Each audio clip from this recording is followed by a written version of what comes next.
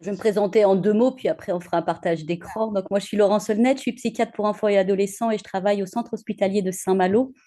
Euh, Mon activité clinique s'oriente essentiellement autour de la périnatalité, donc les femmes enceintes et puis jusqu'aux 3 ans de l'enfant.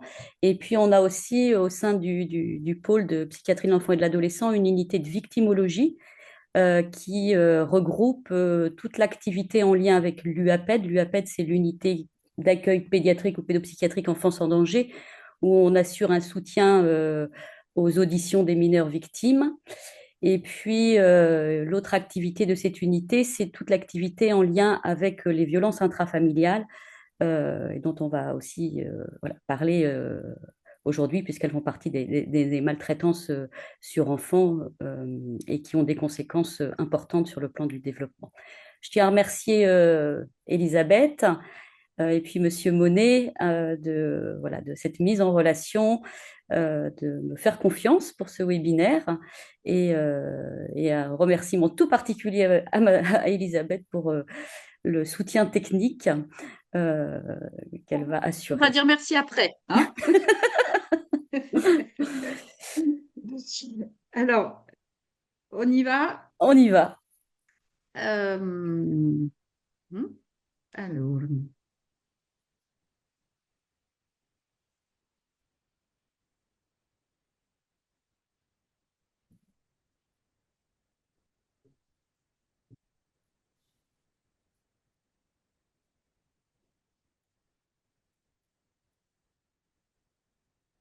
Voilà, c'est le est-ce que titre, je, hein, est-ce comme que vous je lance l'avez la petite rappelé. vidéo pour commencer? Oui, on va commencer par une petite vidéo qui va vous parler très rapidement et brièvement du développement du cerveau chez le bébé.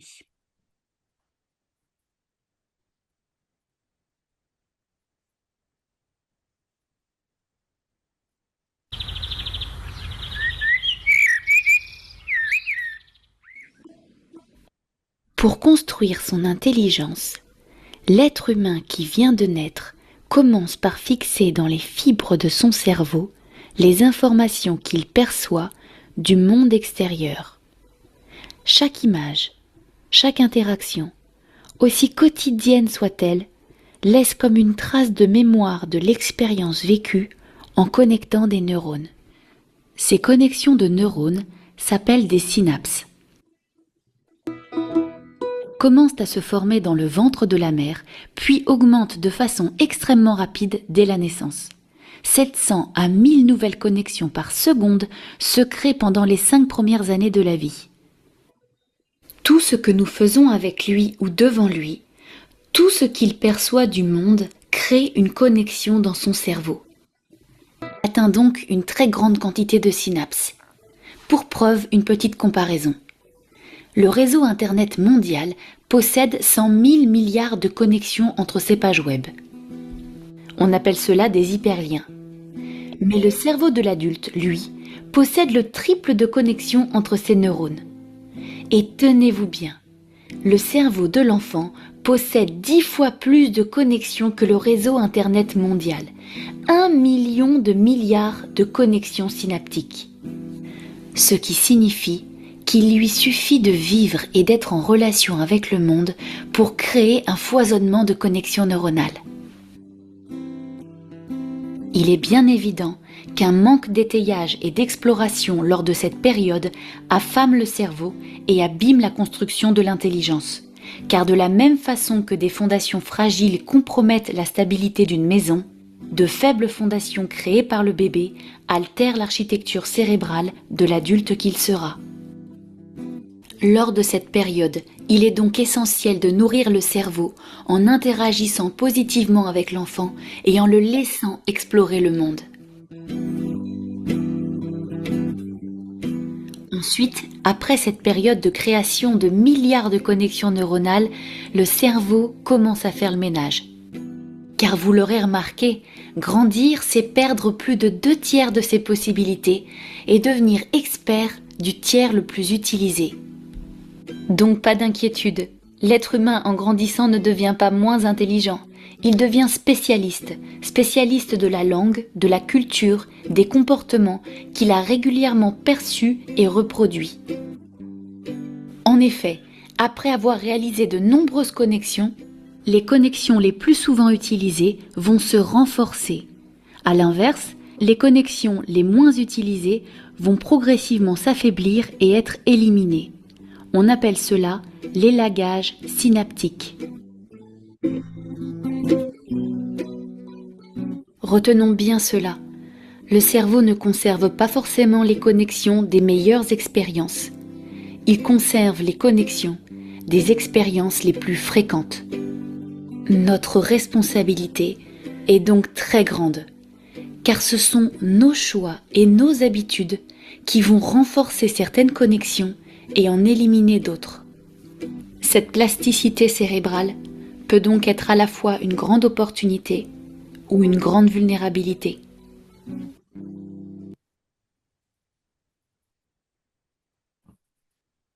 Voilà, donc c'est un peu le thème de la journée, hein, de montrer aussi comment l'importance des interactions, des premières interactions parent-bébé, et on verra après comment elles soutiennent aussi la construction progressive de l'attachement, et se dire aussi que un enfant qui ne vivrait que dans un climat de violence, de terreur, de peur, eh bien son cerveau, il va conserver toutes ces connexions, toutes les sécrétions aussi, hein. Quand on est stressé, on sécrète beaucoup de cortisol, et des hauts taux de cortisol sur un long temps, ça provoque aussi des conséquences sur le développement ultérieur de l'enfant. Euh, voilà, donc c'est montrer combien voilà, c'est important, on le sait tous, hein, ici, d'être vigilant, en tout cas dans les accompagnements, dans les rencontres qu'on peut faire avec les parents, de les accompagner vers un chemin d'interaction positive avec leurs petits.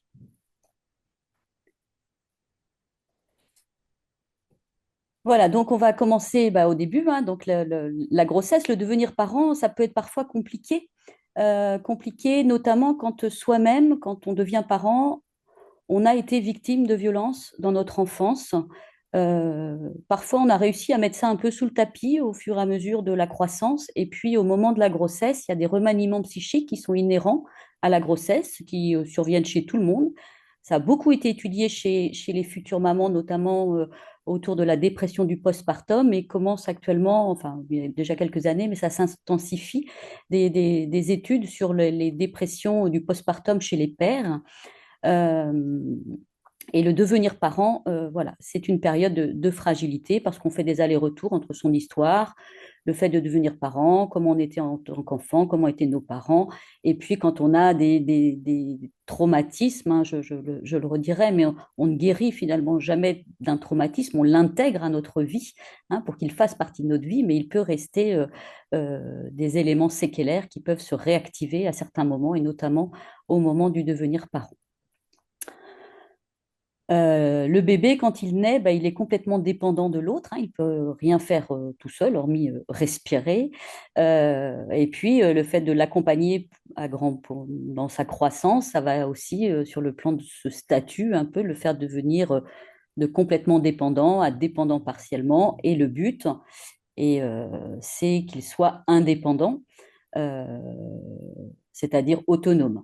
Et un attachement qui a une qualité sécure, hein, quand il y a vraiment une sécurité, c'est un terme qui est particulier, l'attachement, parce qu'en fait, le but d'un attachement, c'est de pouvoir permettre à l'enfant de se séparer euh, en toute tranquillité, euh, pour qu'il puisse devenir un adulte autonome. Le bébé, alors l'attachement, il n'apparaît pas au moment de la naissance, hein, voilà, c'est pas inné, mais en revanche, le bébé, lui, il a un besoin social primaire. Et Winnicott disait que le bébé seul, ça n'existe pas. C'est-à-dire qu'un bébé tout seul, il ne peut pas survivre, hein. Il a besoin de l'autre pour vivre, et notamment de la relation à l'autre. Euh, le bébé, là aussi, c'est important, hein. Dans les premiers instants, on sait que le premier trimestre du postpartum, par exemple, c'est un trimestre qui est particulier parce que bon, il y a eu la grossesse, il y a eu l'accouchement, il y a eu le temps que les rythmes du bébé se mettent en place, pas mal de fatigue, voire de l'inquiétude ou de l'anxiété. Mais il n'empêche qu'on a besoin de penser au bébé, on a besoin de lui dire qu'on pense à lui, on a besoin de s'adresser à lui, et lui, il a besoin aussi qu'on pense pour lui. Et tous ces moments-là d'interaction vont aider le bébé à construire progressivement la représentation des liens qu'il va avoir avec ses parents. Et là, les études maintenant confirment bien que le bébé et l'enfant, ils ont des besoins dits fondamentaux qui sont indispensables pour lui permettre une croissance optimale et un développement optimal. Et il y a dans ces besoins fondamentaux un méta-besoin. C'est vraiment le besoin principal et ce méta-besoin, c'est le besoin de sécurité. Alors bien évidemment, la sécurité de base, hein, c'est-à-dire dormir, manger, être soigné, être habillé, etc., répondre, enfin, vigilant aux maladies, mais sur un plan plus psychologique, c'est un besoin de sécurité. Et si ce besoin de sécurité n'est pas satisfait, les autres besoins fondamentaux ne pourront pas être satisfaits. Et on verra un petit peu plus loin les autres besoins fondamentaux, mais notamment l'exploration. C'est-à-dire qu'un bébé qui vit dans la peur ou dans l'angoisse, c'est un bébé qui ne va pas s'autoriser à se déplacer, à se distancier et à aller explorer l'environnement. Et c'est comme ça que l'enfant, petit à petit, fait des apprentissages. C'est en explorant son environnement. Et le bébé, il va, lui, exprimer les choses d'une manière, évidemment, il n'a pas le langage pour parler, mais il va exprimer beaucoup les choses sur un plan corporel. Donc, ça peut être des conduites en hyperextension, ça peut être au contraire des bébés qui sont un peu hypotoniques, c'est-à-dire un peu mous, hein, qui bougent pas trop et qui vont nécessiter, alors ça, c'est les grands termes de Winnicott, le holding et le handling. Le holding, en fait, c'est le portage, hein, un portage de qualité, un portage qui va envelopper le bébé, qui va lui proposer une enveloppe un peu corporelle au-dessus de son corps pour contenir un petit peu tous ses mouvements. Et puis le handling, ça va être tous les soins qui vont être prodigués au bébé. Et le rôle aussi des parents, ça va être d'accompagner l'enfant à découvrir la réalité et à intégrer l'altérité, c'est-à-dire qu'il existe un autre. Hein. Bon, c'est les parents d'abord, la fratrie, et puis tous les adultes qu'il va être amené à rencontrer. Et ça passe par une phase de ce qu'on appelle de transitionnalité. Alors, le grand, enfin, ce qui représente l'espace transitionnel, ça va être aussi l'objet transitionnel, hein, les doudous. C'est des petits objets qui permettent à l'enfant de se rassurer, de s'auto-rassurer. Le doudou, il représente un petit peu de la maison, un petit peu de papa, un peu de maman, un petit peu de lui, et ça permet de faciliter comme ça la séparation. Et puis, tout ce que les parents vont aussi lui apporter vont aider le bébé à symboliser, c'est-à-dire à se représenter, à mémoriser toutes les expériences qu'il va faire. Et voilà, armé de tout ça, enfin, en tout cas, ça lui donne des compétences pour grandir de manière optimum, bien évidemment, en dehors des situations où un bébé pourrait avoir des maladies potentielles dès la naissance, qu'elles soient génétiques ou neurologiques ou autres. On peut passer à la diapositive suivante. Donc avant l'attachement, il y a ce qu'on appelle le bonding. Le bonding, c'est la capacité à créer du lien. Alors le bébé, lui, c'est un partenaire actif de l'interaction. Hein. Il va interpeller son environnement par le regard, par des sourires, par des vocalisations, par des cris et des pleurs. Et le bébé, il comprend rapidement que quand il crie, qu'il pleure, les adultes accourent auprès de lui. Par ce qu'on appelle le dialogue tonique, hein, c'est la façon dont son tonus. Le grasping, c'est les petits mouvements des doigts hein, du petit qui va agripper le doigt de ses parents ou des adultes à côté de lui. Et puis les échanges langagiers. Hein, le bébé, il est beaucoup aussi dans l'imitation, donc il va vraiment repérer tous les mouvements et on voit hein, très précocement, dès 2-3 mois, des bébés, quand on fait des mouvements de bouche, qui essayent d'être dans de l'imitation et on est vraiment dans ces échanges tout à fait pertinents et on voit bien, hein, la petite vidéo le montrait bien, que toutes les connexions qui peuvent se faire au niveau du cerveau, elles surviennent dans les interactions. Donc, juste petite parenthèse, un enfant devant un écran, il n'est pas dans une interaction. Hein. C'est pour ça que chez les tout jeunes enfants, on bannit les écrans. Et tous ces signaux que le bébé va adresser, les parents, ils vont avoir une fonction, ils vont reconnaître hein, les signaux et puis ils vont être dans des réponses. Hein. Ça peut être des réponses d'apaisement si ils sentent que leur bébé est douloureux ou est fatigué ou voilà, tout ce qu'ils vont pouvoir faire pour l'apaiser, des fonctions sécurisantes, c'est-à-dire leur offrir au bébé un environnement sécure. Et puis les parents, ils ont aussi une fonction stimulante, donc dans les jeux, dans les activités qu'ils vont pouvoir proposer. Et puis une fonction parentale qui est aussi de transmission. Alors là, on est plutôt sur voilà, quelque chose dans toute la transmission, de parler des grands-parents, des oncles, des tantes, enfin voilà, la place de chacun autour de la famille. Euh, les fonctions parentales, voilà, on parle de l'exercice de la parentalité, hein, ça va être sur le plan plutôt du JAF, hein, du juge aux affaires familiales, qui va donner, enfin, tous les parents ont une autorité parentale conjointe, après qui peut être revue en fonction des situations. Il y a l'expérience de la parentalité, et c'est là où il suffit pas d'avoir un enfant pour devenir parent, hein, enfin pour être parent. En fait, on devient parent, et c'est souvent d'ailleurs le premier enfant qui nous fait devenir, hein, et découvrir ce qu'est la parentalité. Et c'est un cheminement déjà personnel, hein, puisque je vous disais, voilà, il y a plein de choses qui se réactivent pendant ce moment de la grossesse et d'arrivée du bébé. Et puis après, il faut voilà, repérer les signes de son bébé, pouvoir y répondre. Et parfois, en tant que parent, des fois, on ne trouve pas toujours pourquoi un bébé pleure, hein. Ce qui est important, c'est que le bébé, il sente qu'on est auprès de lui et qu'on essaye de trouver des solutions et on peut s'adresser à lui. Et c'est ça qui est important. Et puis après, il y a la pratique de la parentalité. Ça va être les soins vraiment du quotidien. Un petit rappel, hein, sur l'interdiction des violences éducatives dites ordinaires. J'aime pas trop ce terme parce que une violence n'est pas ordinaire, mais ça va être tout ce qui était des fessées, des claques, des punitions sévères, etc., etc., qui sont quand même interdites en France depuis peu, hein. Ça veut dire qu'auparavant, hein, les parents étaient autorisés à exercer des châtiments corporels sur leurs enfants. Diapositive suivante. Voilà, là on va essayer de comprendre un petit peu comment se construisent les modèles d'attachement. Et on va débuter par une petite vidéo. Alors là, il me faut un petit peu de temps.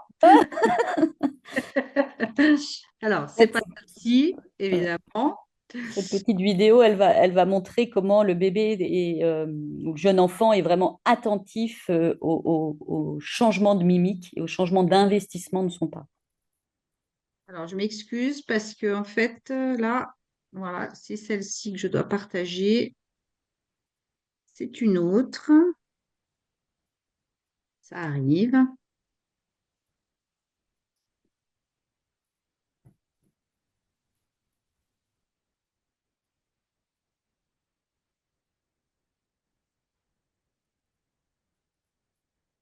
On dirait que Babies this young are extremely responsive to the emotions and the reactivity and the social interaction that they get from the world around them. This is something that we started studying 30, 40 years ago, when people didn't think that infants could engage in social interaction. In the still face experiment, what the mother did was she sits down and she's playing with her baby, who's about a year of age. I'm like a girl. Oh. And she gives a greeting to the baby gives a greeting back to her. Yeah. This baby starts pointing at different places in the world, and the mother's trying to engage her and play with her. They're working to coordinate their emotions and their intentions, what they want to do in the world. And that's really what the baby is used to. And then we ask the mother to not respond to the baby. The baby very quickly picks up on this, and then she uses all of her abilities to try and get the mother back. She smiles at the mother. She points because she's used to the mother looking where she points.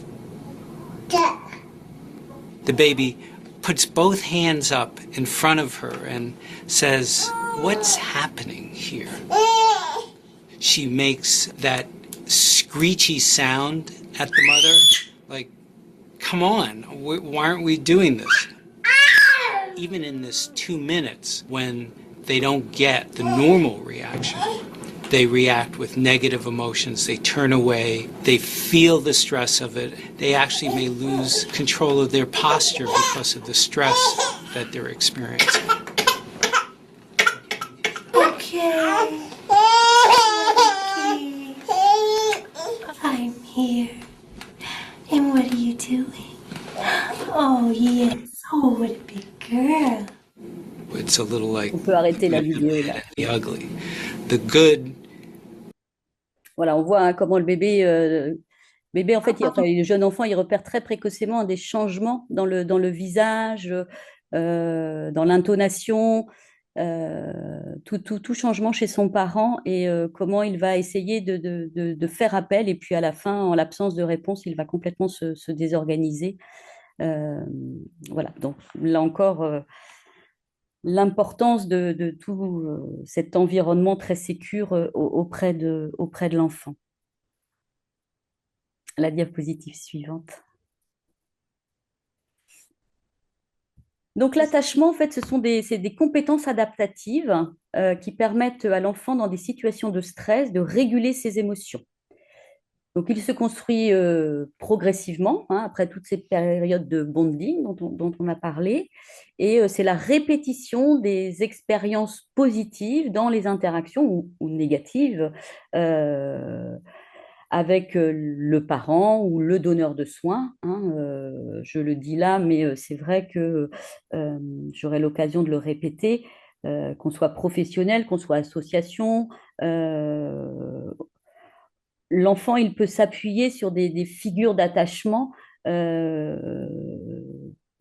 tierces, hein, c'est pas uniquement les parents, et j'ai envie de dire heureusement, puisque dans les situations où les enfants nécessitent d'être protégés et sont confiés à l'aide sociale à l'enfance, justement, ils vont pouvoir s'appuyer sur des tuteurs de résilience, sur des figures d'attachement qui vont leur permettre de grandir, mais ça peut être aussi pour des situations moins intenses, des enfants qui vont pouvoir créer des liens de qualité avec leurs enseignants, avec la TSEM, enfin, voilà, avec tout l'environnement d'adultes qu'ils auront l'occasion de rencontrer dans leur vie d'enfant et d'adolescent.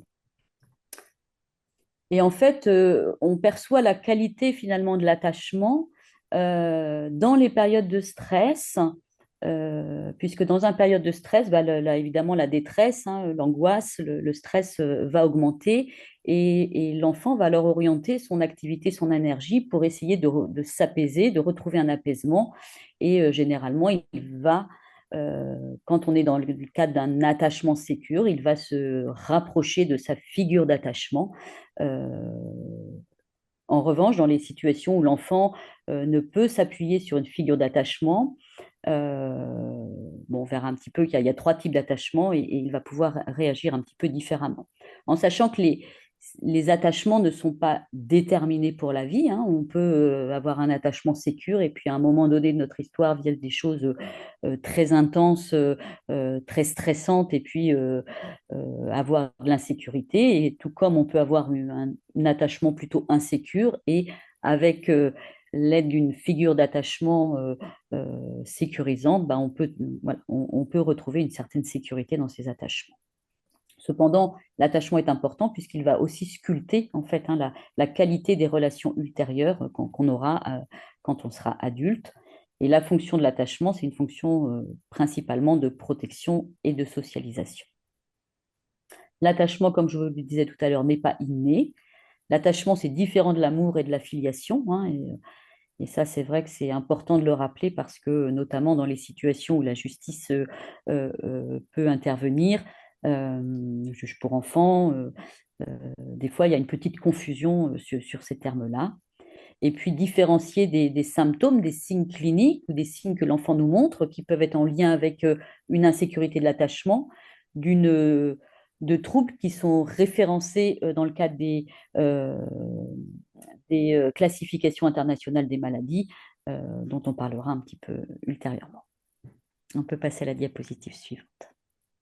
Donc, on a deux types d'attachement. L'attachement sécure, c'est-à-dire que là, c'est un enfant et une figure d'attachement où il y a on appelle ça un accordage affectif ajusté, c'est-à-dire que voilà, le bébé émet un signe ou l'enfant émet un signe, le parent y répond, et puis voilà, les choses se passent bien. Ce qui fait que l'enfant, avec la répétition de ces accordages ajustés, ben, il va intérioriser, c'est-à-dire qu'il va mémoriser une figure d'attachement qui est sécurisante et il sait qu'il pourra compter sur cette figure d'attachement si à un moment donné, il a besoin. Dans les attachements insécures, on a trois types d'attachements insécures. Il y a l'attachement insécure évitant. Là, c'est en fait un enfant qui rapidement a pu s'apercevoir, en tout cas, que ces figures d'attachement, sa figure d'attachement, bah, n'était pas, enfin, il ne pouvait pas compter sur grand monde, en fait, hein, en tout cas pas sur ces figures d'attachement. Donc, c'est des parents qui ne répondent pas vraiment aux besoins de leurs enfants. Et du coup, c'est des enfants qui vont se montrer très indépendants, en fait. Donc, ils se débrouillent tout seuls. Quand on les voit en consultation, bah voilà, ils vont vers les jouets, ils se servent, ça passe jamais par la relation, il n'y a pas de demande, il y a peu d'échanges. Alors, c'est souvent énormément valorisé par les parents en disant, vous vous rendez compte, il sait déjà faire ça, tout ça à 18 mois, à 2 ans. Donc, nous, notre travail, c'est de dire que bah, ce n'est pas tout à fait logique hein, qu'à 18 mois et 2 ans, on ne puisse pas compter sur l'autre et qu'on n'ait pas besoin de l'autre. Et ce comportement-là, il est en lien en fait avec une désactivation hein, des stratégies d'attachement. Donc, il va mettre tout en sommeil et puis du coup, il va se débrouiller tout seul. Autre attachement insécure, c'est ambivalent. Alors là, c'est un petit peu l'inverse, c'est-à-dire que l'enfant, bah, parfois, il peut compter sur sa figure d'attachement, parfois, il ne peut pas compter. Donc, on est sur voilà, des choses euh, bien et moins bien, et ce qui fait que lui, il va hyper activer au contraire ses stratégies d'attachement, et c'est des enfants qui vont se présenter sous une forme de dépendance colérique. Alors par exemple, voilà, un parent qui va déposer son enfant à la crèche, par exemple, il va beaucoup pleurer, ça va être difficile de le consoler. Bon, après, il va pouvoir passer sa journée, et quand le parent revient le chercher, à nouveau, il se remet à pleurer. Donc, en fait, son moyen, lui, d'attirer l'attention de sa figure d'attachement, ça va être plutôt sur ce mode de colère et de pleurs. Et puis, dernier type d'attachement insécure, c'est l'attachement désorganisé. Là, la figure d'attachement est effrayante, menaçante. C'est vraiment, on est presque dans de la pathologie hein, quand on est sur ce type d'attachement. C'est ce type d'attachement qu'on retrouve chez les enfants qui sont le plus souvent confiés à l'aide sociale à l'enfance. Et c'est voilà, ce qu'on appelle un attachement désorganisé, où l'enfant il vit bah, dans une terreur en fait permanente. On peut passer à la diapositive suivante. Donc voilà, juste pour un petit euh, au niveau, alors je n'ai pas les statistiques exactes, mais on voit bien que voilà, dans les familles maltraitantes, bah, il y a une majorité importante d'attachements insécurisants chez les enfants, alors qu'en population générale, c'est plutôt sécurisant. On peut passer. Voilà, c'est des petites diapos pour vous représenter peut-être voilà, comment ce cercle hein, le bébé exprime un besoin, la maman repère le besoin, elle y répond de manière appropriée, ajustée, et voilà, ça va nourrir une citerne de confort, de sécurité, et puis petit à petit, bah, de confiance en soi, voilà, toutes les compétences psychosociales vont pouvoir se construire progressivement. On peut passer aussi. Alors souvent, l'attachement, il y a l'image qui est donnée, c'est le porte-avions. Hein, c'est-à-dire que voilà, l'enfant, il grandit. Quand il a un attachement sécure, bah, il va s'envoler, hein, il va prendre son envol, son indépendance, et puis à un moment, hop, il va être un peu stressé, hop, il va revenir sur le porte-avions, hein, qui est la figure d'attachement sécure.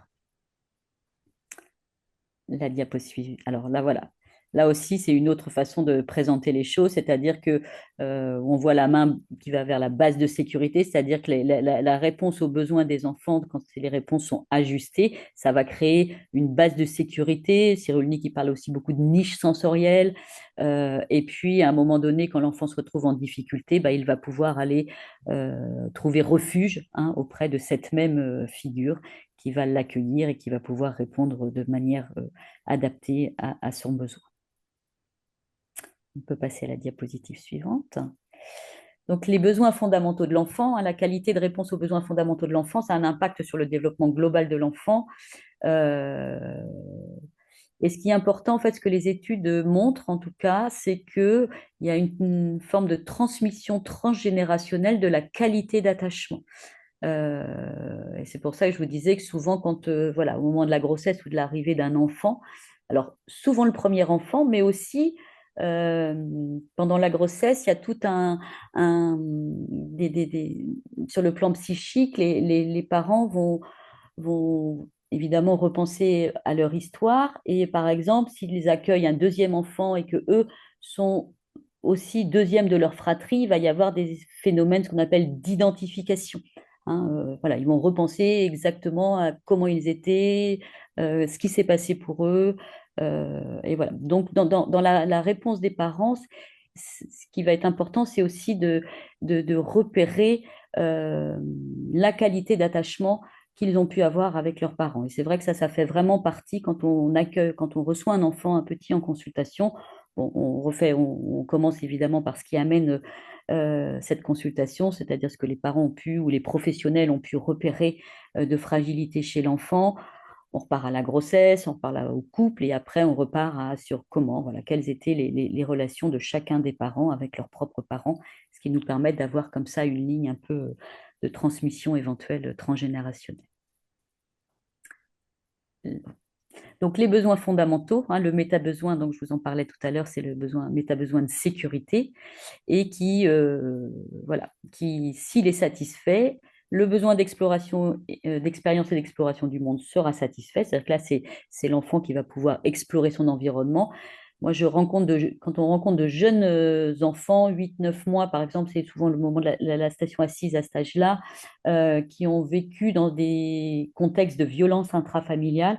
C'est souvent des bébés qui sont très euh, toniques, c'est-à-dire qu'ils vont être en station assise, ils vont avoir les poings serrés, ils vont explorer, si je laisse les jouets auprès d'eux, ils vont pouvoir aller explorer les jeux, mais dès que je vais les mettre un petit peu à distance, ils vont pas s'autoriser à, voilà, à passer à plat ventre, par exemple, ou à quatre pattes pour aller chercher l'objet un peu à distance. Donc, ils restent très statiques, en fait, en hypervigilance constante.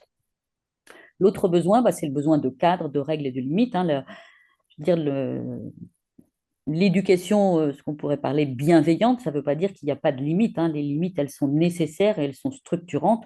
Seule chose, c'est qu'il faut que ce soit toujours fait dans un cadre bienveillant, c'est-à-dire qu'il n'y ait évidemment pas de violence et puis qu'une limite éducative ne soit pas vécue comme une limite euh, affective, hein, du style t'es pas beau, je t'aime plus, ou des choses comme ça. L'autre besoin fondamental, c'est bien sûr l'estime de soi et la valorisation de soi. Et ça, bah, c'est dans les premiers moments avec sa famille qu'on vit ça, hein, puisqu'au départ, quand même, le bébé, il est essentiellement au sein de sa famille. Et puis ensuite, un besoin d'identité, mais qui se construira progressivement. Donc ça, je pense que vous connaissez, hein, celle de gauche, c'est issu de la démarche de consensus, hein, du docteur Martin Blanchet sur les besoins fondamentaux de l'enfant en protection de l'enfance. Et celle de droite, j'aime bien aussi cette représentation parce que on voit bien qu'on part du microsystème qui est vraiment la famille, et puis après ce système, il s'élargit, et c'est là où voilà, des figures d'attachement secondaires, des liens avec des figures d'attachement secondaires pourront se créer tout au long de la vie de l'enfant, et puis le tout étant dans le macrosystème régi par le cadre et la loi. Voilà, donc les tuteurs du développement, hein, qui seront évidemment un peu différents chez le bébé de chez l'adolescent, mais c'est vraiment important parce que je sais qu'il y a des associations, voire des bénévoles peut-être, je ne sais pas, mais en tout cas, voilà, toutes les personnes qui sont amenées à rencontrer des enfants bah, peuvent aussi à un moment donné être figure d'attachement ou tuteur de résilience, comme peut le dire souvent Boris Cyrulnik. Diapositive suivante. Donc voilà, l'impact des expériences négatives durant l'enfance, bon, c'est un peu la traduction de ACE, hein, qui est les Adverse Childhood Experiences, et les impacts sur le développement de l'enfant donc, et sur sa santé. Donc, diapositive suivante. Donc, dans les maltraitances, hein, il y a les maltraitances, les mauvais traitements par commission. Donc, c'est tout ce qui est des violences physiques, psychologiques, sexuelles et les violences intrafamiliales. Euh, En sachant que dans le cadre des violences intrafamiliales, désormais, l'enfant, on est passé au départ d'exposé aux violences, à témoin des violences, et maintenant l'enfant est reconnu victime par la loi des violences intrafamiliales, même s'il n'a pas été maltraité directement. Cependant, nous, dans le cadre des auditions qu'on peut faire pour des enfants victimes de violences intrafamiliales, sur notre cohorte, en tout cas, on retrouve plus de 50% d'enfants qui ont été maltraités directement dans ce cadre-là. L'autre type de maltraitance, c'est la maltraitance par omission. Et là, on est dans le cadre des négligences sévères, euh, où je pense qu'on a un petit peu de progrès à faire en France sur le repérage des négligences. Alors, grandir au sein d'un milieu violent, c'est intégrer un schéma erroné, hein, en disant que voilà, en fait, l'enfant, entre 0 et 3 ans, il sort finalement, il est essentiellement avec son milieu, donc que ce soit dans le cadre de violences intrafamiliales ou de violences sur lui, euh, il va petit à petit percevoir que la violence est une manière de résoudre des conflits, qu'elle est acceptable et normale dans la relation, puisque voilà, on ne peut pas dire de se défendre, c'est compliqué, qu'elle fait partie de l'intimité, qu'elle peut être minimisée, voire niée. Et puis, voilà. Donc, ça s'apprend d'abord à la maison, hein, la violence. Et c'est vraiment important parce que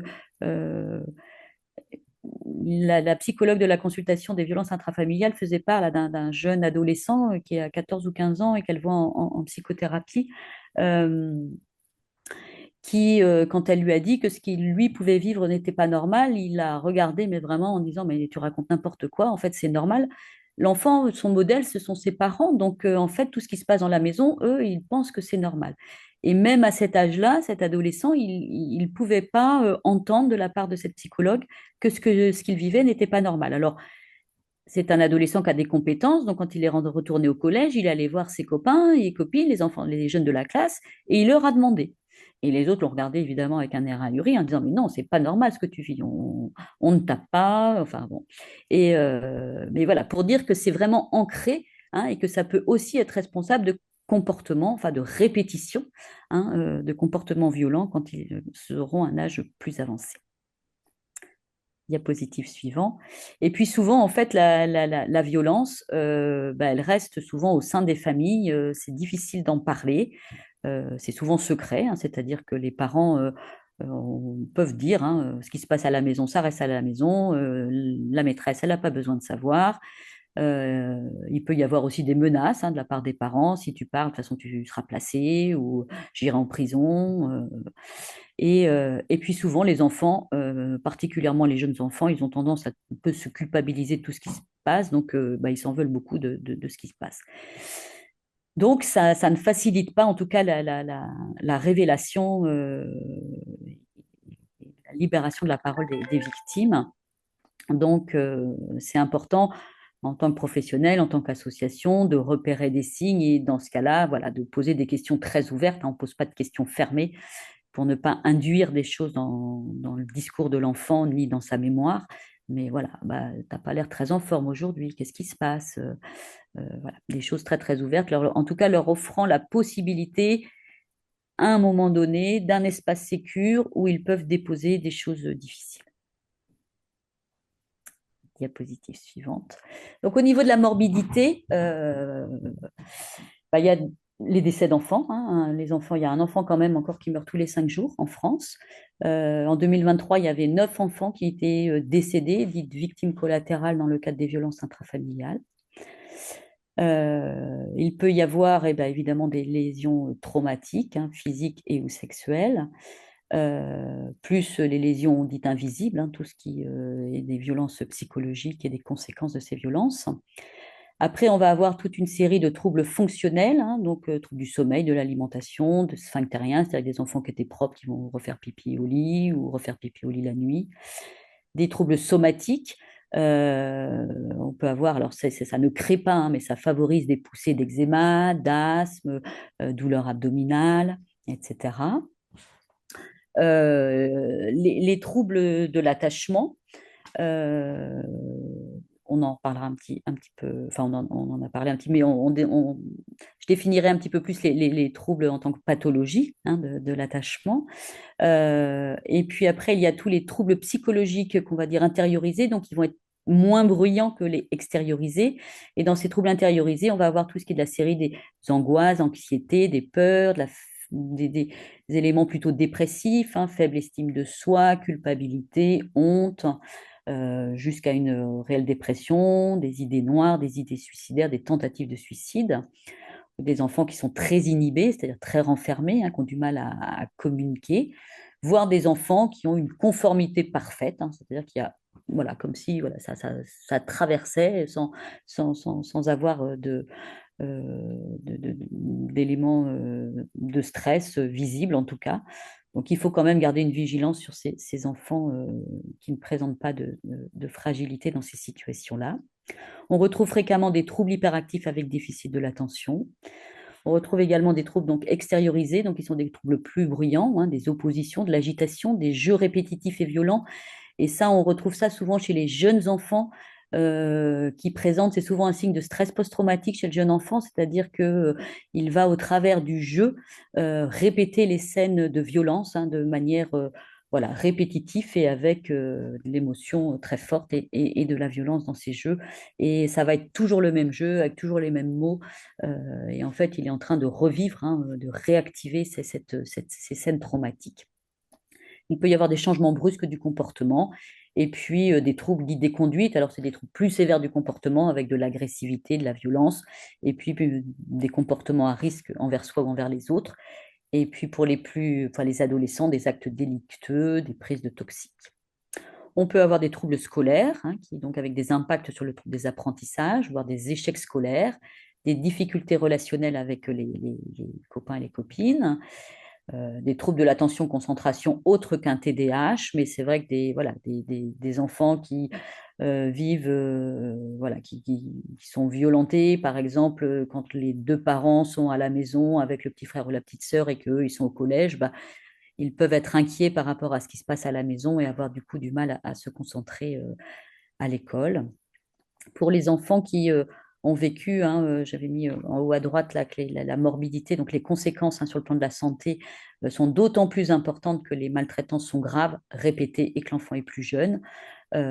Et dans ce cadre-là, on peut avoir des enfants qui présentent des handicaps psychiques, hein. C'est des enfants qu'on retrouve souvent confiés à l'aide sociale à l'enfance et souvent aussi qui présentent de tels troubles qui nécessitent des soins lourds, souvent en hôpital de jour.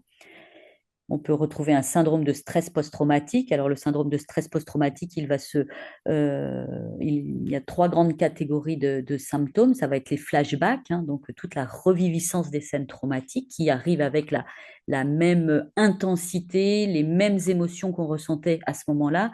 Et ces reviviscences, elles reviennent par du sensoriel. Donc, ça peut être un bruit, ça peut être une odeur, ça peut être un endroit, ça peut être plein de choses qui rappellent le traumatisme.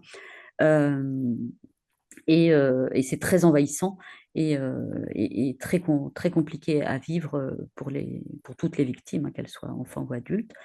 Le deuxième grand symptôme, c'est un évitement hein, de la situation qui a provoqué le traumatisme. Et puis après, le troisième, c'est bah, tout ce qui est des altérations les troubles de l'humeur, les troubles du sommeil, l'hypervigilance euh, globale. Et enfin, il y a la répétition hein, transgénérationnelle, donc répétition quand on devient adulte en tant que victime ou auteur. Et là, on peut se poser des questions à la fois sur ce qu'on appelle les neurones miroirs, hein, donc l'imitation, et puis l'épigénétique. L'épigénétique, c'est la relation des gènes avec l'environnement. Donc, ça concerne tout, voilà, ça peut être les perturbateurs endocriniens, ça peut être. Mais en tout cas, autour de la violence, ce qu'on s'est aperçu, c'est que, alors, ça ne transforme pas, ça ne modifie pas la structuration de nos gènes, hein, il n'y a pas voilà, mais ça va en modifier l'expression. Et voilà, dans les violences, on voit bien qu'il y a une expression particulière d'un gène et qui peut se transmettre de génération en génération. Donc voilà, il y a vraiment un retentissement important sur, sur la santé globale. J'ai un petit doute juste sur la diapositive suivante, si c'est la santé somatique qui est... Voilà. Donc là, il y a aussi des conséquences à long terme sur la santé physique, bien sûr sur la santé sexuelle et reproductive, mais aussi, oula, c'est mal mis, hein, euh, les maladies cardiovasculaires, de la toxicomanie, des troubles psychiatriques, des maladies auto-immunes, du diabète, certains cancers, de l'arthrite, de l'asthme. Enfin voilà, on peut avoir vraiment des conséquences très très importantes et avec une perte d'espérance de vie à long terme, hein, chez des enfants qui ont été gravement maltraités. On peut passer. Voilà. J'ai encore combien de temps? Alors, normalement, il vous reste que 10 minutes. D'accord, moi je vais essayer d'aller vite. Non, on peut passer à la suivante. Donc juste le stress, hein, le stress c'est indispensable, hein, c'est ce qui nous permet d'être toujours en vie, c'est-à-dire que c'est ce qui va, c'est cette tension et ce ressenti va déclencher des choses dans notre, enfin il y a des choses qui se déclenchent dans notre cerveau même avant qu'on le voit, quelques millisecondes avant, et qui va nous permettre euh, de nous adapter face à ce stress, face à une menace, avec globalement, en gros, trois types de comportements. Le combat, hein, c'est-à-dire qu'on y va, la fuite, et puis le freeze, hein, c'est ce que disent les Québécois, c'est le figement, la sidération. Donc ça nous arrive régulièrement, hein, je ne sais pas, moi, on est sur la route et puis il y a un piéton là qui traverse ou un cycliste qui grille un stop, bah, voilà, on stresse, on appuie sur la pédale, et puis voilà, tous nos réflexes vont apparaître pour nous mettre en sécurité et mettre en sécurité l'autre. Et il y a trois phases, hein. Une réaction d'alarme, c'est notre petite amygdale au niveau du cerveau, c'est pas les amygdales de la gorge, hein, qui va détecter rapidement le danger, et puis on va avoir le cœur qui s'accélère, la respiration qui s'accélère, et puis on va sécréter du cortisol et puis plein d'autres choses. Et toutes ces sécrétions vont nous permettre enfin, en tout cas, vont servir à nourrir, hein, nos muscles et tout pour qu'on ait une réponse adaptée. Et puis après, une fois que le stress a diminué ou est parti l'agent stresseur, on récupère et puis on repart à nos activités. Sauf que dans les situations de violence, le stress, il devient prolongé, voire intense. Et un stress intense, une sécrétion intense de toutes ces molécule peut avoir un effet toxique et donc on va avoir des mécanismes un petit peu de survie pour que il va y avoir une disjonction un petit peu entre le cerveau et puis les sécrétions de toutes ces hormones pour protéger notre corps et notre cœur surtout, hein, parce qu'il peut y avoir des infarctus de stress, hein. Mais cependant, notre cerveau, il continue, lui, d'enregistrer, hein, tout ce qui se passe. Et c'est un petit peu ça qui sera à l'origine de la mémorisation d'événements traumatiques. Diapositive suivante. Donc effectivement, quand il y a un stress intense et prolongé, hein, cette disjonction, c'est ce qu'on appelle un moment de dissociation péritraumatique avec une sidération, c'est-à-dire que c'est un peu comme le lapin dans les phares de la voiture. C'est pas parce qu'il a envie qu'on lui marche dessus, mais c'est qu'il est sidéré, il peut pas bouger. Voilà, ça entraîne une anesthésie physique et émotionnelle, une incapacité à penser, à se mouvoir, et une incapacité à crier, à se défendre et à fuir. C'est important de connaître ça, mais je sais que vous le savez bien, mais de le rappeler, c'est-à-dire qu'il y a des enfants, voilà, ou des adolescents, où on dit, mais pourquoi tu t'es pas, voilà, défendu, pourquoi t'es pas parti, pourquoi, enfin, en tout cas, en remettant un petit peu la responsabilité sur la victime, alors que probablement dans ces moments-là, ils étaient en état de sidération et de dissociation et que c'était impossible pour eux. Et cette dissociation, quand elle existe, elle est à risque d'avoir un syndrome de stress post-traumatique ultérieurement. Diapositive suivante. Donc les traumatismes, hein, non intentionnels, intentionnels, et deux types de traumatismes, des événements isolés et puis des événements traumatisants répétés, où là, voilà, on est sur des traumatismes complexes et notamment des psychotraumatismes complexes. Et ce sont la population que nous pouvons recevoir dans nos consultations et qui sont souvent dans les établissements habilités à eux ou chez les assistants familiaux. Diapositive suivante. Donc là, ce que je vous disais, hein, il y a deux troubles de l'attachement qui sont des maladies.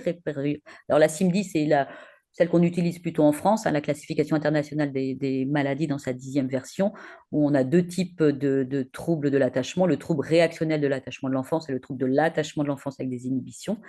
Et puis le DSM-5, c'est la classification américaine, et en fait, globalement, c'est un petit peu la même chose. C'est utilisé avec deux mots différents, mais ça veut dire la même chose. La diapositive suivante, parce que, ah bah non, on repasse, hop, hop, hop.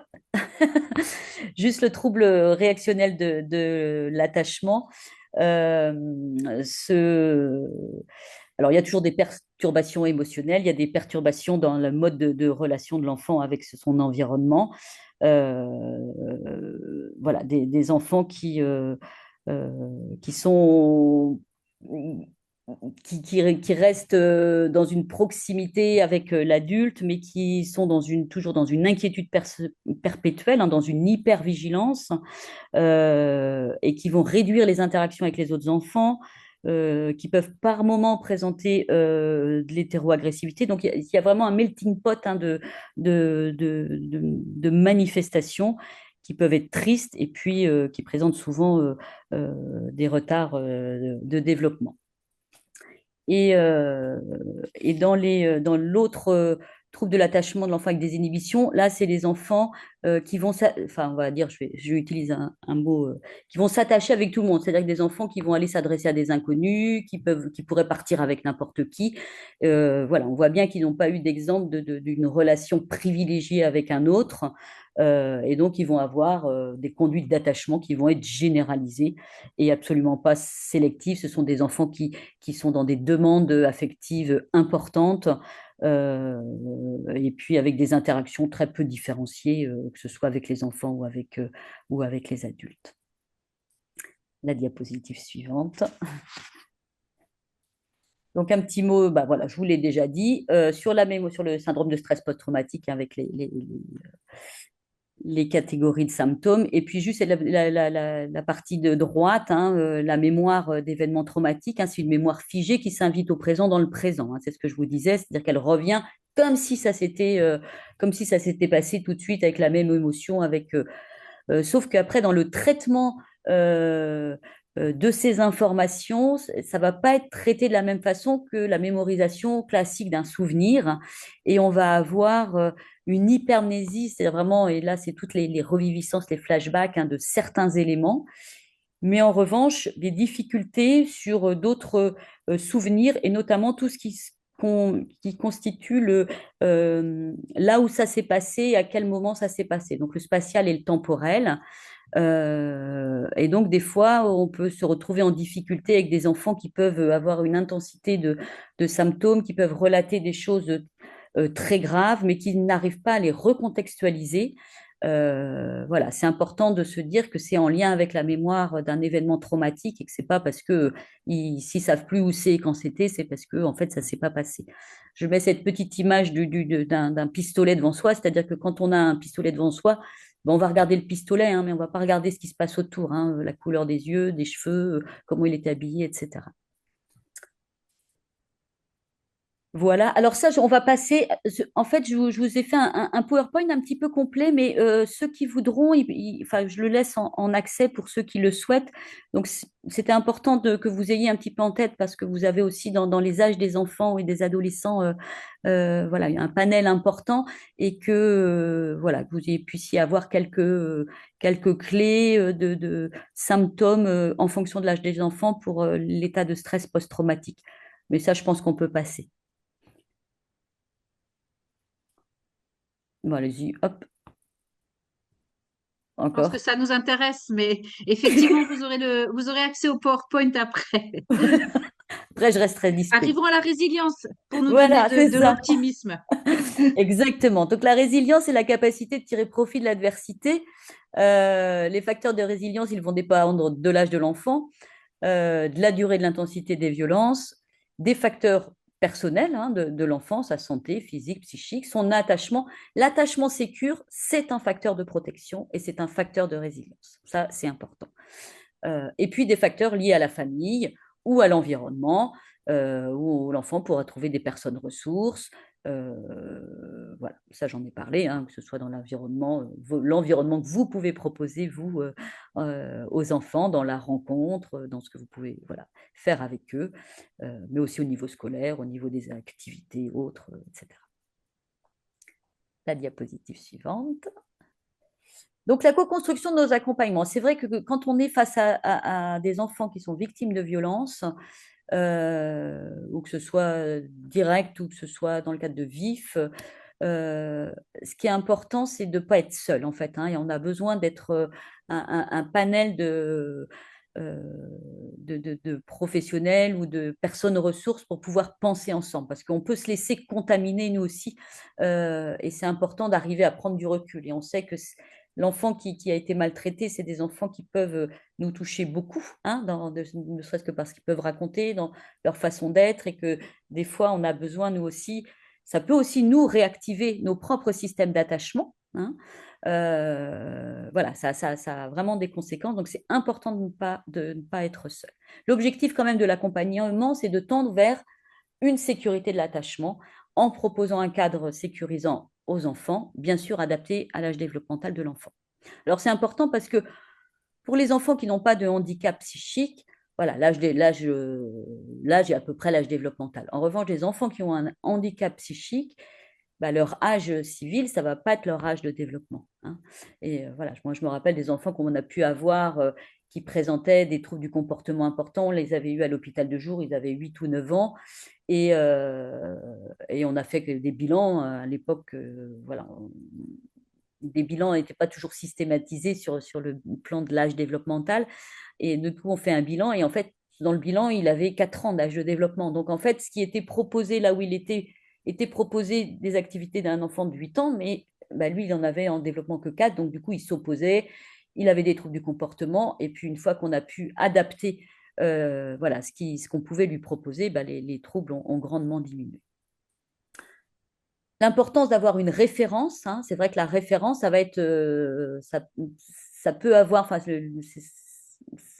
ça doit, je ne sais pas, enfin, en tout cas, potentiellement, représenter en tout cas une figure d'attachement possible. Et chez les enfants maltraités, je pense que avoir 2 personnes en référence, c'est important parce qu'on peut aussi être sur des attachements très exclusifs. Et là, c'est important voilà, d'aider l'enfant à ne pas être tendre vers quelque chose de très fusionnel avec une figure d'attachement parce qu'il se retrouvera là encore en difficulté, mais diffracter un petit peu ces figures.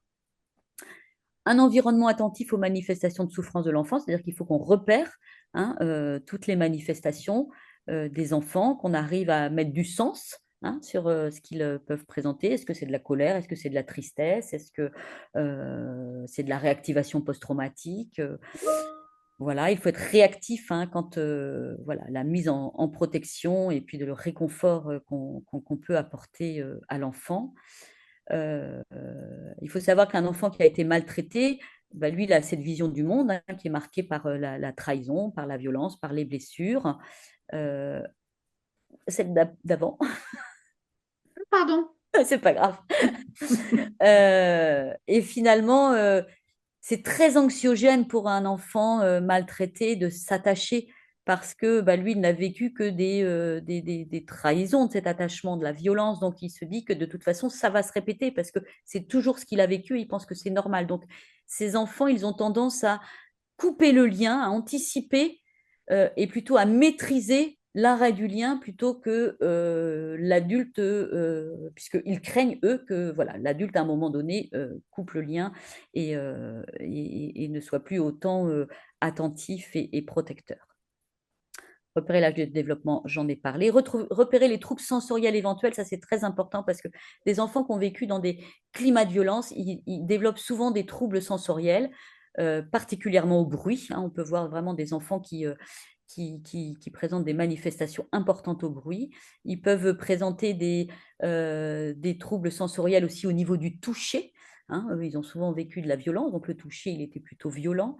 Voilà, les troubles sensoriels, ils peuvent toucher tous les sens, mais le toucher et l'ouïe, enfin l'audition, les bruits, c'est vraiment C'est vraiment des troubles qu'on retrouve fréquemment et on peut proposer des petits outils, hein, des casques anti-bruit, voilà, une vigilance dans le toucher, bien sûr toujours prévenir, demander l'accord, etc. On peut aussi avoir des dysoralités sensorielles, c'est-à-dire des troubles alimentaires en lien avec des troubles des récepteurs et des enfants qui vont écœurer ou qui vont avoir des sélectivités alimentaires sans qu'on ne soit dans des troubles des conduites alimentaires de type restrictif, anorexique ou boulimique, évidemment. Il faut être, quand on est figure d'attachement, disponible, hein, avec une présence physique, mais aussi une disponibilité émotionnelle, hein. Il faut pouvoir accueillir, hein, cette souffrance, accueillir les mouvements des enfants. Et c'est là aussi où il faut être vigilant quant à notre propre lien d'attachement. Et c'est important là de ne pas être seul aussi, hein, pour dire demander du relais, hein, quand on se retrouve en difficulté avec un enfant. Il faut que les règles de vie soient claires et puis que ce soit prédictible, hein, à la fois dans les règles, mais à la fois aussi dans les limites posées. On peut aussi pour cela utiliser des outils visuels. C'est vrai que ça aide souvent, au-delà de la question du langage, du repérage dans l'espace, dans le temps, les outils visuels, ça fait un peu un tiers dans la relation. C'est-à-dire que si on fait un planning avec un séquentiel, voilà, là je me lève, je me brosse les dents, petit déjeuner, enfin bon, on peut faire ça pour différentes choses. Finalement, c'est pas l'adulte qui décide, c'est pas l'enfant, c'est un tiers neutre et c'est souvent beaucoup mieux toléré par les enfants que quand ils vivent des demandes de l'autre comme une forme d'injonction qui est mal supportée. On peut passer à la diapositive suivante. Donc, en cas de trouble pathologique de l'attachement, les enfants peuvent avoir des comportements particuliers. Donc, en cas de trouble réactionnel de l'attachement, les enfants voilà, peuvent se montrer méfiants, tristes, agressifs, et ils ne vont pas chercher d'aide. Donc, en tant qu'adulte, des fois, on mobilise beaucoup d'énergie, ça peut nous agacer, ça peut nous attrister, ça peut nous énerver. Euh, et toujours évidemment ne pas brusquer les enfants, ne pas les obliger s'ils n'acceptent pas et qu'ils ne sont pas demandeurs. Et ça peut être déstabilisant. On peut toujours, ce qui est important, c'est voilà, de verbaliser à l'enfant, bah voilà, je vois que là, tu n'es pas tout à fait d'accord, bah peut-être qu'on peut faire autrement, et puis qu'il soit un petit peu acteur aussi, hein, qu'est-ce qu'on pourrait faire pour aussi l'amener à réfléchir et puis à le rendre acteur, et puis qu'il puisse faire des propositions auxquelles parfois on n'aurait pas pensé. Et en cas de trouble avec désinhibition, là, on a des comportements trop familiers, hein, c'est ce que je vous disais avec des inconnus. Donc là, être vigilant, effectivement, quand on se promène, je ne sais pas, quand on va emmener les enfants au marché, hein, ils vont toucher les gens, ils vont aller dire bonjour à tout le monde. Voilà, c'est retravailler un petit peu les règles sociales. Et en cas de syndrome de stress post-traumatique, hein, le cerveau, il va développer un mécanisme de survie, hein, ils sont en état d'alerte permanent pendant un temps conséquent, hein, et c'est épuisant. Et chaque bruit, chaque geste, chaque odeur, ça peut être une sonnerie de téléphone, par exemple, enfin, tout ce qui est sensoriel qui peut réactiver des éléments post-traumatiques, ça peut déclencher une réaction de stress intense et ça peut déclencher des manifestations agressives. Souvent, on ne comprend pas, hein, on voit des enfants qui tout à coup rentrent dans des colères et qui vont aller taper sur les murs ou taper les autres. On n'a rien repéré, nous, adultes, d'éléments antérieurs qui auraient pu déclencher. Il s'est passé quelque chose pour eux. Et c'est là où ça va être, ça nous semble très impulsif, hein, mais de s'appuyer peut-être sur des tableaux d'analyse fonctionnelle en essayant de repérer voilà, l'élément antérieur, comment ça s'est manifesté, et puis après les fonctions éventuelles, hein, de ce trouble. Des fois, les enfants, bon, voilà, ils vont répéter parce qu'ils vont s'apercevoir que quand ils font ce type de comportement, ils ont telle chose. Alors, est-ce que c'est voilà, pour avoir un petit renforçateur, une attention constante, enfin, ça aide un petit peu quand on pose des choses sur le papier plutôt que ça reste dans notre tête et puis dans nos émotions. Ça nous aide à prendre un petit peu de recul et puis peut-être à réfléchir à un cadre un petit peu différent à mettre en place. Donc, les difficultés de régulation émotionnelle, bien évidemment, on vient d'en parler. Ce qui est important, c'est aussi de repérer des symptômes plutôt d'allure dépressive, hein, sentiment d'inutilité, de honte, de culpabilité, ça c'est très fréquent, d'échec. Il peut aussi y avoir des signes en faveur d'un trouble oppositionnel avec provocation, c'est top.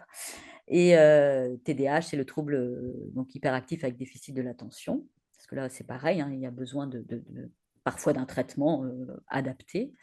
Repérer aussi les signes de dissociation afin d'éviter une interprétation erronée, hein, c'est ce que je disais tout à l'heure, un enfant qui va être comme anesthésié hein, sur le plan émotionnel, qui va raconter l'horreur qu'il a vécue avec voilà, aucune modulation de sa voix, aucune émotion ressentie. Ça ne veut pas dire qu'il n'a rien ressenti, ça veut dire qu'il est dissocié et que voilà, il a besoin encore plus qu'on prenne soin de lui. Pareil, nous, le recueil de la parole de l'enfant, hein, toujours être vigilant, c'est-à-dire toujours des questions ouvertes, afin de ne pas, voilà, afin de ne pas induire des choses, de créer des faux souvenirs, et puis être vigilant quand on réaborde la question des traumatismes avec l'enfant, parce que dire, c'est revivre. Hein. Donc, quand ils relatent à nouveau ce qu'ils ont vécu, bah, ils le revivent et ils se redéclenchent voilà, toutes ces scènes traumatiques, ils peuvent se redissocier et ça peut être très, très compliqué. Donc, un travail aussi sur la régulation émotionnelle, là aussi des outils, hein, c'est important. Donc, la roue des émotions, des boîtes à outils, enfin, c'est-à-dire travailler avec les enfants quand ils sont stables hein, sur le plan émotionnel, voir un petit peu ce qui repère bien ce qu'est la colère, la tristesse, enfin, les différentes émotions simples, ce qui permettent, eux, voilà, de voir vous déjà où ils en sont de la connaissance des émotions et puis de travailler avec eux quand ils sont là aussi stables émotionnels. Bah voilà, quand tu es en colère, toi, qu'est-ce qui pourrait t'aider à ton avis? Alors ça peut être, je sais pas, prendre mon doudou, aller dans ma chambre, lire un livre. Enfin, et puis on fait une petite boîte à outils qu'on pourra éventuellement utiliser à un moment donné où l'enfant déclenchera une colère, si c'était pour la colère. Voilà. Et puis, une fois que l'enfant traverse une période émotionnelle compliquée, ben, on reprend la roue des émotions. Tu te rappelles, on avait vu ça ensemble, comment tu es. Ça l'aide lui aussi à repérer ce qu'il ressent. Est-ce que c'est de la colère? Est-ce que c'est de la tristesse? Puis ça nous aide, nous aussi, parfois. On a du mal à décoder les enfants parce ils peuvent manifester de la même façon de la colère et de la tristesse, hein, avec les mêmes symptômes, et évidemment, nos réponses, elles ne sont pas tout à fait les mêmes. Donc, c'est important d'être au plus près de ce que vit l'enfant. L'importance du travail en équipe au sein de l'institution, et puis l'importance de la collaboration avec les autres professionnels. Et je crois que c'est terminé.